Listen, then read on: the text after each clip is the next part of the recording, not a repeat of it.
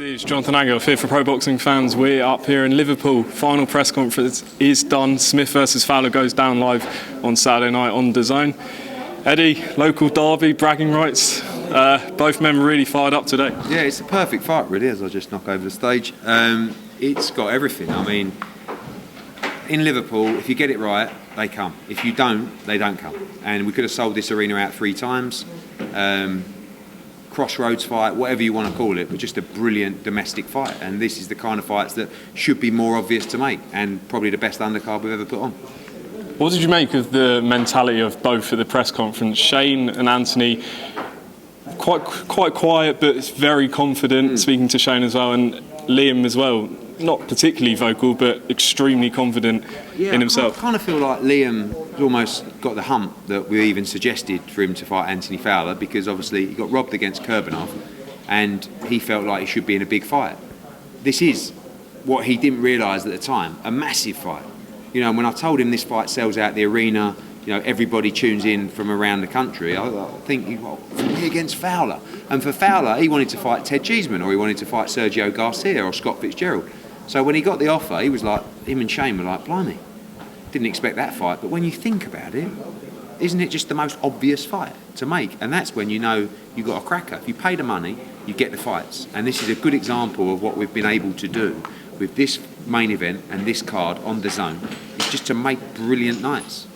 What are you expecting from the main event on Saturday night? I don't know. You know, I wouldn't be surprised if Shane got Fowler behind his jab, and you know, he's got a big reach, he's got a ramrod jab. And Liam Smith's brilliant on the inside, so he'd have to get past that jab. Or I wouldn't be surprised if they just teed off from the first bell. You know, Fowler's dangerous. He can punch. Liam's very tough.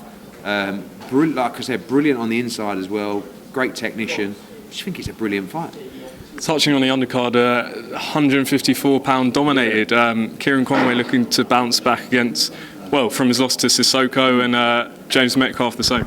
Yeah, Metcalfe was brilliant against Ted, one of the fights of the year, and Conway lost out at the Dallas Cowboys against Sissoko. I just think it's a must-win fight for both. Again, like no title on the line, just a brilliant fight. And again, that comes about where you phone up Kieran Conway and say, do you want to fight JJ Metcalfe in Liverpool? And he says, well, what's on the line? And you say, we're going to pay you great money, and we're going to give you a big platform, and if you win, you're going to be in big fights. And the same for JJ. And you know, you pay these guys the money, they're willing to step in and have these wars, and that's what we want to see. And Cheeseman as well in the British title fight. Is the plan for him to go on to a world title shot if he's successful? You know, both Cheeseman and Williamson are right up there with the IBF. This is an interesting fight. You know, you look at Ted, he's 26 years old. This is his 7th consecutive 12-round championship fight. And he's just been in war after war, but he's really learned and he's improved and he knows how to win. Troy Williamson, very dangerous, but not really been through that process. So we're going to find out a lot about Troy Williamson. The winner, of course, is British champion, but also in a great position in the IBF World Rankings. I spoke to Jamie Mitchell about a month ago, and she's got a very big amateur pedigree. She said she was on the verge of the Olympics, didn't make it. Is this in some ways potentially Shannon's toughest fight? And if she does win, what are we looking at? I think so. I mean, you know, you look at Shannon's tough fights, and they are Rachel Ball and Ebony Bridges, both good fighters.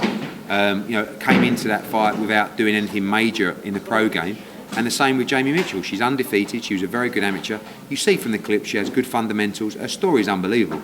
I believe that her parents left her she went into a foster home, and she met a girl in there who actually she ended up finding out was her sister. If that's not a true story, I'm going to claim it because I think it's an unbelievable story. You can tell she's had it tough, and she's here to change her life, and that makes her very dangerous. And Shannon Courtenay has improved. She's tough herself. She's always in great fights because that's her style. And I think it will be a really good, tough fight for Shannon Courtenay on Saturday.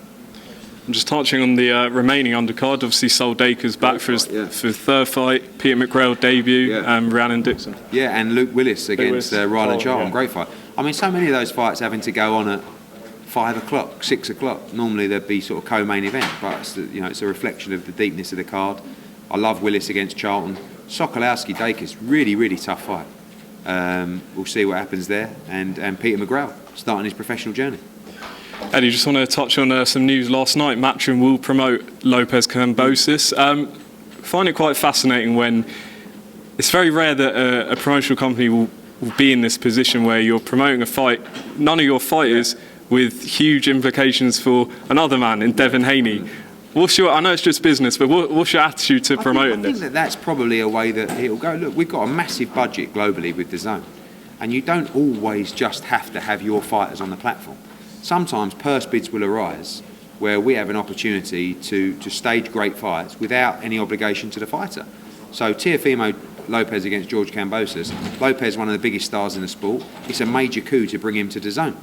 We get that fight. We'll stage that fight this year. Obviously, we've got Devin Haney. I've already been arguing with Teofimo's dad, where I called it a unified fight. He texted me and said, no, it's undisputed. I disagree. We'll debate that at the press conference. But of course, you look on DAZN, you've got Devin Haney, you've got Ryan Garcia, now you've got Lopez against Kambosos. So that lightweight division's red hot, and was really pleased to get it.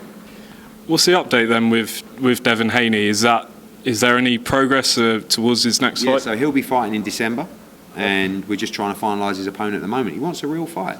Difficult. He wants to fight Ryan Garcia now. He wanted to fight Jojo Diaz now. Neither of those guys will fight him. There's some other guys we're looking at. I won't tell you because I don't want to mess it up, but he will definitely fight this year, and it will be right around the same time as Lopez Kambosos.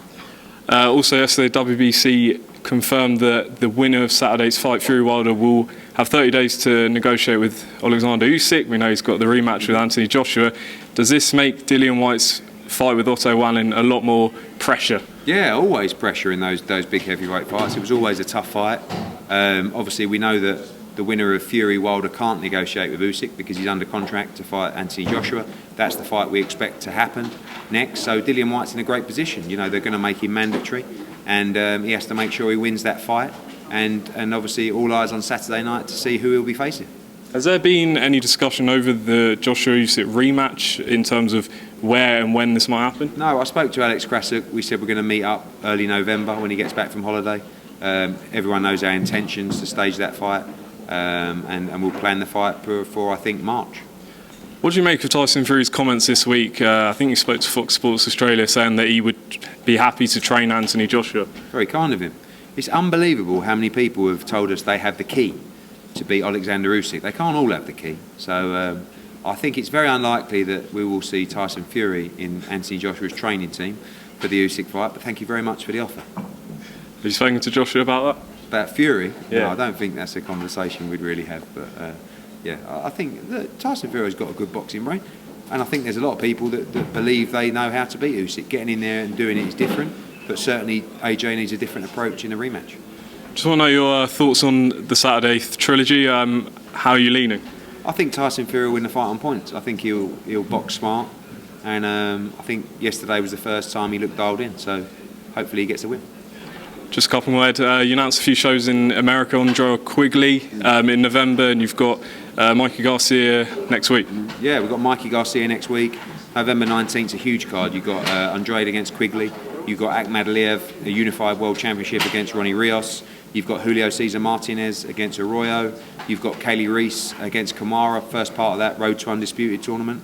And then, Golden Boy have Munguia against Rosado. I guess they'll announce Ryan Garcia soon. Then we announced Devin Haney. Plus we've got Teofimo Lopez against Kambosos. So our full schedule's stacked on DAZN, and obviously got a couple of UK shows to announce here as well. Conor Benn, 2 weeks ago, you told me Adrian Broner rejected 2 offers. Who at this stage is looking like the front runner, would you say? There's a couple of people. We're talking to Joselito Lopez's team, which is a really good fight. I quite like the Chris Algieri fight. Chris Van Heerden's been discussed as well, and others as well. So Conor's here Saturday. He's ready to take that step up and looking to keep him nice and active. And just finally, Florian Marcoux is fighting on a boxer show coming up. There's slight confusion about his promotional situation. Can you just clarify? Yeah, I believe that he had this one fight that he has to do with boxer. I think Sam Jones clarified that. I think it's a 6-rounder or an 8-rounder in London, and no problem. Let him go and stay active. And our plan's really with Florian to box him in Albania, and obviously we can do that with our global platform. But we'll see what happens. Cheers, Eddie.